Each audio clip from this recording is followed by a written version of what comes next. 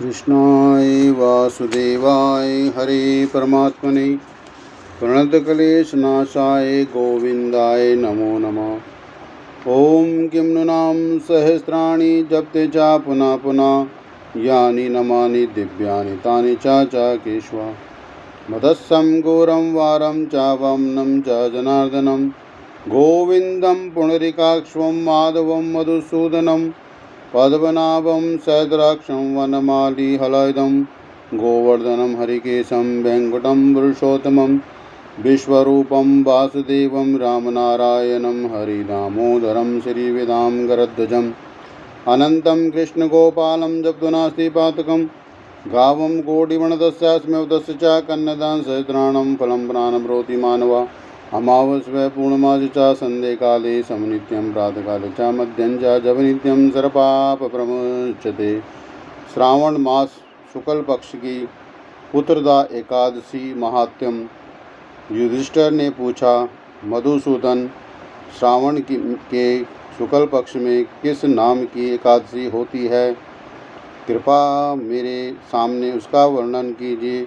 भगवान श्री कृष्ण बोले, राजन, प्राचीन काल की बात है।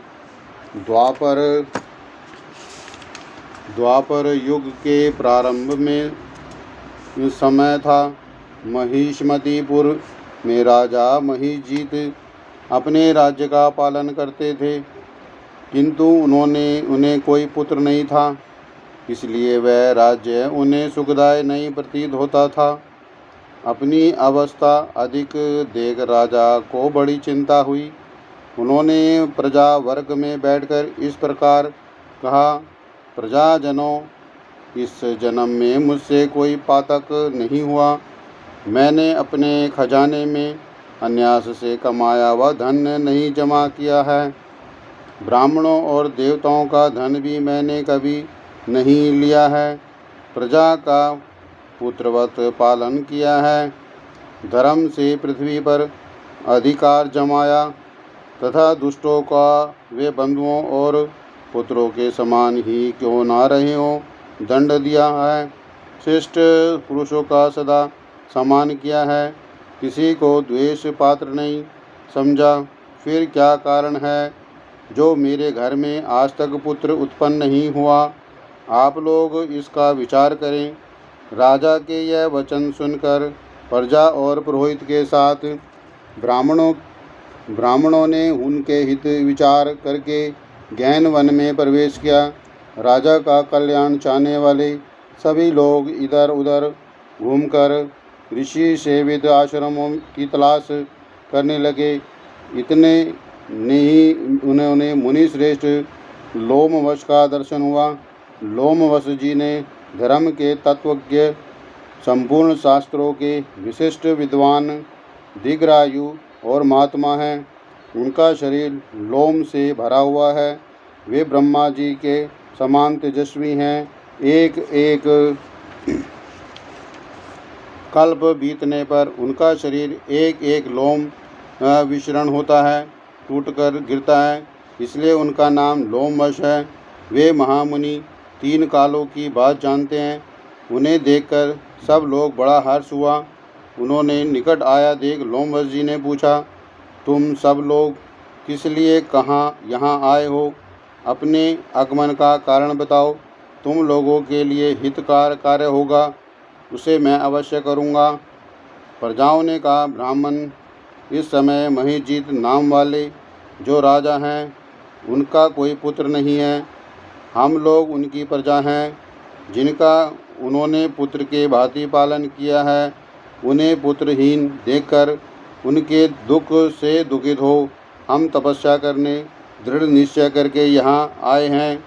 दिवोज्जतम राजा के भाग्य में इस समय हमें आपका दर्शन मिल गया है।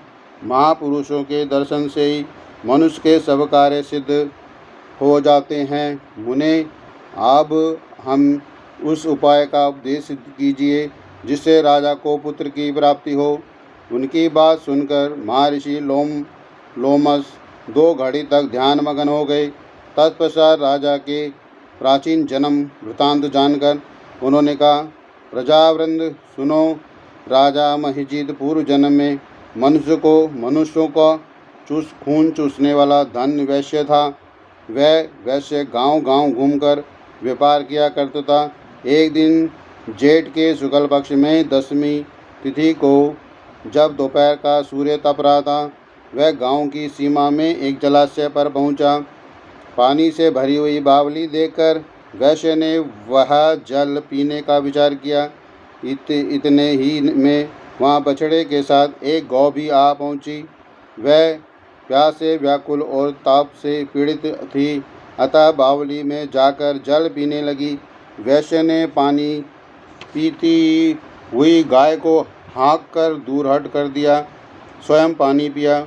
उसी पाप का कर्म के कारण राजा इस समय पुत्रहीन हुआ है। किसी जन्म के पुण्य से इनके अकंटक राज्य की प्राप्ति हुई है। प्रजाओं ने मुने पुराणों में सुना जाता है कि प्रायश्चित रूप पुण्य से पाप नष्ट होता है, अतः पुण्य का उपदेश कीजिए जिससे उसका पाप नाश हो जाए। लोमश जी बोले, प्रजाजनों, श्रावण मास के शुक्ल पक्ष में जो एकादशी होती है वह पुत्रदा के नाम से विख्यात है। वह मनोवांछित फल प्रदान करने वाली है। तुम लोग उसी का व्रत करो। यह सुनकर प्रजाओं ने मुनि को नमस्कार किया और नगर में आकर विधिपूर्वक पुत्रदा एकादशी का व्रत अनुष्ठान किया।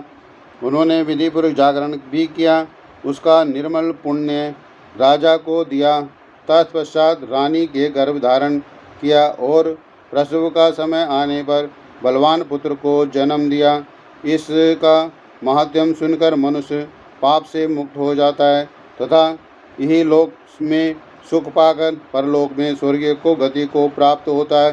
श्री कृष्ण गोविंद हरे मुरारी, हे नाथ नारायण वासुदेवा। श्री कृष्ण गोविंद हरे मुरारी, हे नाथ नारायण वासुदेवा। शांतकारं भुजगशयनं पद्मनाभं सुरेशं, विश्वधारं गगनसदृशं मेघवर्णशोभांगं, लक्ष्मीकान्तं कमलनयनं योगविद्यानगम्यं वन्दे विष्णु भवभयहरणं सर्वलोकाकेकनाथम्। ओम शांति शांति शांति।